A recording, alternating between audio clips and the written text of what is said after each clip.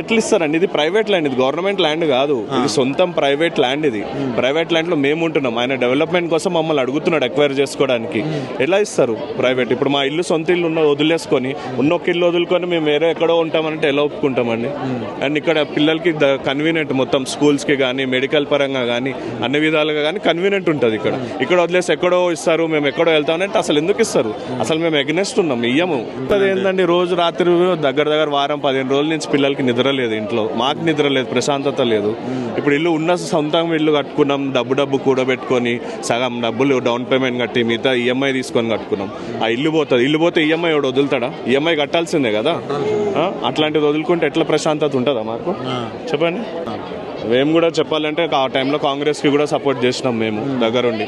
ఇప్పుడు మేము ఇట్లా అవుతుందని తెలిస్తే మేము సపోర్ట్ చేస్తారా? ఇంకోసారి చేస్తామా అసలు ఇట్లాంటి వాళ్ళకి?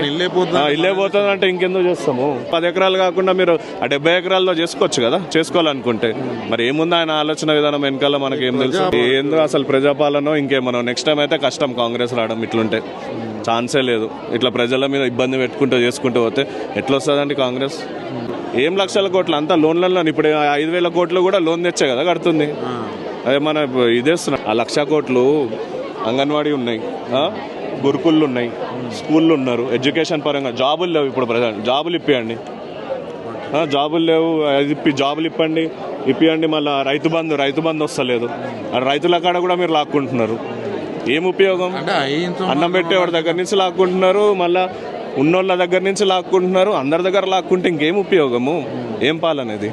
రూపాయి కూడా పెట్టుకొని పేదోడు ఆశ ఏంది? ఇల్లు ఉండాలి, సొంత ఇల్లు, టైంకి తిండి. నువ్వు ఇల్లు లాగేసుకుంటున్నావు, తిండి కూడా ఇస్తలేవు. 2 పోతే ఇంకేం ఉపయోగం?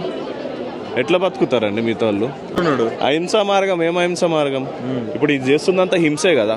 ఇంతమంది శాపాలు, ఇంతమంది కడుపు బాధ, ఇంతమంది ఏడుపులు తగిలితే ఆయన ఎట్లా బాగుపడతాడు? దేవుడిగా తెలవాలి.